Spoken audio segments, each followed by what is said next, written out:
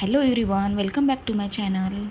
चला तर तुमच्यासोबत मी आज शेअर करणार आहे आम्ही भेट दिलेलं एक सुंदर असं मंदिर जे की आळंदी रोड पुणे वडमुखवाडी इथे आहे. तर तिथे जवळपासच असे 2-3 मंदिर आहेत खूप सुंदर असे. हे बालाजी मंदिर आहे. तर इथे आम्ही सुरुवातीला गेलो. खूप सुंदर आहे आणि त्याचं कोरीव काम पण बघा किती सुंदर असं केलेलं आहे. एकदम मस्त आहे आणि गेल्यानंतर मन अगदी प्रसन्न होतं.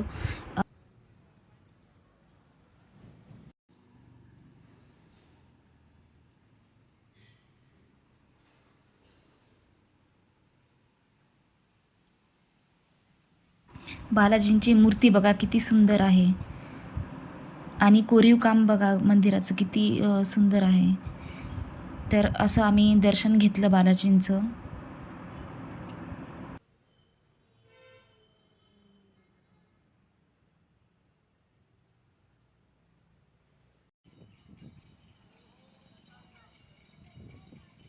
आणि हे समोर दिसतं ना, हे पण सुंदर मंदिर तयार होतो आहे. ज्ञानेश्वर महाराज थोरल्या पादुका मंदिर होतं आहे हे. आणि इथे आम्ही गेलेलो नाही. गेल्यानंतर नक्की तुमच्यासोबत मी शेअर करेन. आणि ह्याच्याच एक्झॅक्टली समोरच एक साईबाबाचं एक सुंदर मंदिर आहे. आता बघू शकता ही त्याची एंट्रन्स आहे.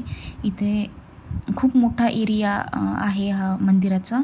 आणि एकाच मंदिरामध्ये बरेच देवांच्या प्रतिकृती आहेत. म्हणजे सर्वच देवांचं दर्शन एकाच ठिकाणी होणार आहे आपल्याला. तर खूपच सुंदर असं साईबाबांचं हे मंदिर आहे, तुम्ही बघू शकता. आणि भर उन्हामध्ये गेलो होतो आम्ही, तरी आतमध्ये इतकं थंडगार असं आहे. वातावरण खूपच थंड आहे आतमध्ये. बाहेर खूपच गरम होत होतं. पण हे बघा खूपच छान असं परिसर आहे आणि खूप स्वच्छता आहे इथे. तर इथे महादेवांची काशी विश्वेश्वर टाईपमध्ये अशी पिंड तयार केलेली आहे आणि खूपच सुंदर आहे ही पण. तर बघू शकता इथे दर्शन घेतलं. इथे मंदिरामध्ये टेम्परेचर इतकं छान थंडगार असं वाटत होतं. बाहेर एकदम गरम ऊन होतं आणि मध्ये थंड वाटत होतं. तर खरंच खूप छान वाटत होतं.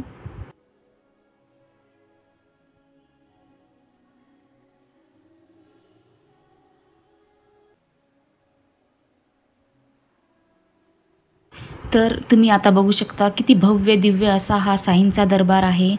तर अगदी शिर्डीसारखंच त्यांनी प्रतिकृती बनवण्याचा प्रयत्न केलेला आहे आणि खरंच खूपच प्रसन्न असं वाटतं. खूपच सुंदर आहे आणि बघा हे गोल्डन एकदम असं छान बनवलेलं आहे. श्रींचे शयनकक्ष, पालखी कक्ष बनवलेले आहेत.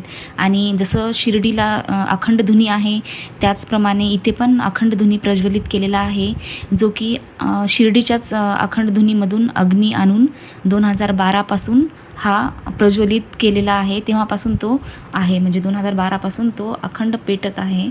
तर बघू शकता खूपच प्रसन्न वाटलं इथे आल्यानंतर.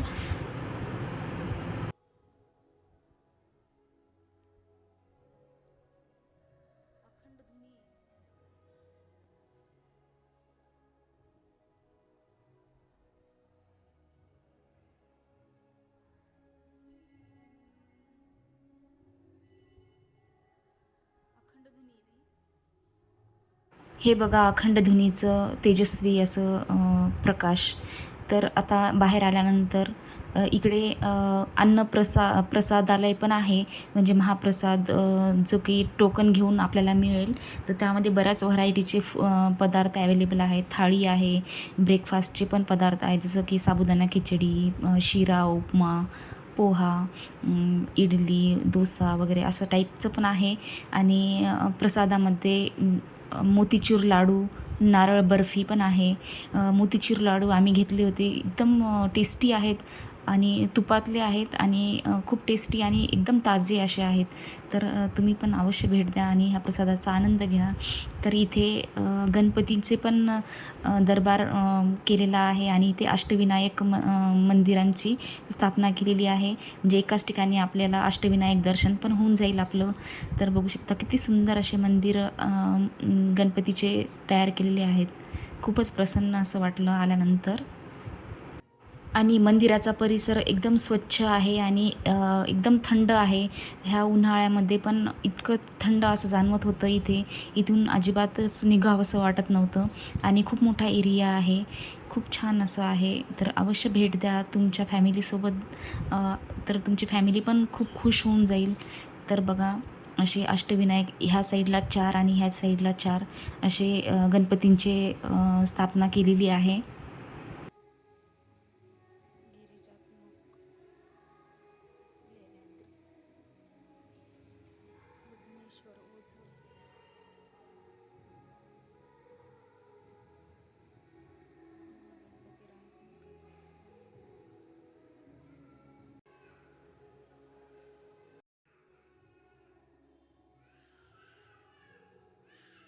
इथे सायन्ससाठी झुला तयार केलेला आहे.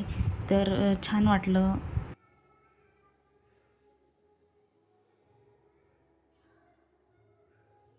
इथे दर्शन घेऊन आल्यानंतर थोडंसं बाहेर आल्यानंतर लगेच देवींचा दरबार पण इथे तयार केलेला आहे. आणि मग इथे समोर असं इतका मोठा परिसर आहे हा. आणि इथे राम दरबार, विठ्ठल रुक्माई दरबार आणि लक्ष्मीनारायणचा दरबार असा 3 जोड्यांचा असा छान मंदिर टाईप असं छान केलेलं आहे. आणि बघू शकता किती सुंदर अशा मूर्त्या वगैरे आहेत त्या. अगदी मन प्रसन्न होऊन जातं. तर असं छान दर्शन घेतलं. इथं थंडगार असं वाटत होतं, कारण खूप मोकळं आणि छान हवेशीर होतं. फॅमिलीसोबत टाईम स्पेंड करायचा असेल तर नक्की अवश्य भेट द्या ह्या मंदिराला.